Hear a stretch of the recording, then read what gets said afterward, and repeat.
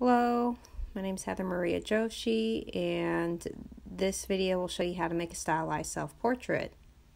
So I'll show you, here's the drawing I'll make with you. As you see, I don't have teeth like that. My eyes aren't black. I don't have that kind of demonic look about me, so I took a lot of artistic license. Something you might want to try for yours too, using thin and thick lines. It's worth trying out. So some artists to look at for inspiration are Kehinde Wiley. He's a contemporary artist. He uses all these really just ornate, heavily patterned backgrounds with more hyper-realistic figures. We don't have to do that, but yeah, definitely, just kind of take a look at his patterns, soak them in. And then another artist we can look at for inspiration is Nutt. He was working in the 70s with a group called the Harry Who. So you can see his figures are pretty grotesque. Their eyes aren't quite lined up. Their noses have all these just bizarre, unexpected, creative shapes too. So try and exhibit that.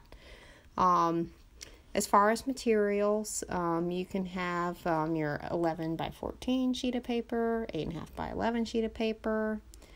Start by drawing lightly with a pencil. Be sure to get an eraser as well. You can also grab some pens. You can use the thicker marker, those Faber-Castell pens, any other pens you have on hand. And the next thing you can do, you can either look at yourself in a mirror, or if you could take a photograph, you can reference that as well. So there's my photo. I don't look too happy. But again, we'll just take a peek at the final drawing so we know where we're heading. And I guess another thing worth mentioning is the pattern. So I have that kind of those crocodile, spidery looking teeth and the sinister kind of looking eyes. So I made the pattern look like a bunch of teeth or skulls, so it sort of just kind of fits in. Start your drawing with pencil. Don't use too much pressure. You're just getting to know your face. And also look at the large general shape, so the shape of your entire head. Place your nose, your eyes, and your mouth. Don't get wound up in just doing the eyes and then do your nose. You want to make sure everything's proportionate and relates to one another. And if you erase and make adjustments a lot, that's a good thing. That means you're really carefully looking at yourself. But again, this is a stylistic portrait. I have teeth. I really don't have sharp teeth like that. So you can have a lot of fun with it. So once you get really confident, you could start articulating the details. So getting those creases in the nose. Maybe you can exaggerate your lips and some of your features. And start to just bear down on the pencil just a little bit more. And I guess something to take notice in the hair. So you don't want to draw the hair as individual lines. You could draw big kind of forms. If maybe you're familiar with Dragon Ball Z, you see how they have these big kind of chunky shapes for the Super Saiyans. So for your own hair, try to find those big chunky forms and block out your hair into different areas, and then you could start adding those individual lines. So it just gives a little more control and direction.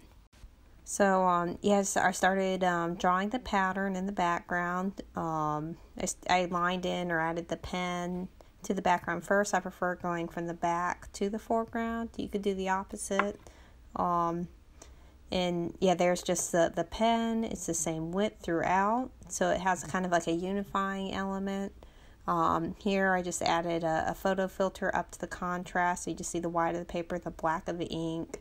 And there I used the marker to fill in some shapes within the pattern, the eyes, and also beefed up some of the lines to make them seem more like contours. And just as a reminder, a contour is a line that goes within the form and it implies three-dimensional space. Just reflecting on what you could do with your own portrait, so it does not have to look exactly like you. You can give yourself animal-like traits, or maybe if you like a certain type of cartoon, you can adopt some of those styles. And also think about the pattern just doesn't have to be there for decoration. Maybe it has something to do with your hobby. Maybe you collect cactuses, so you want to put a spiky pattern in the background, or maybe you really like dogs, so you somehow make this kind of blotchy pattern that looks like dog paws and put it behind you. So that could be, could divulge a little bit about your own personality. That brings us to the end of the demo. Got some happy swimming dolphins. But yeah, thanks for listening, and I hope you have a great time drawing. Bye.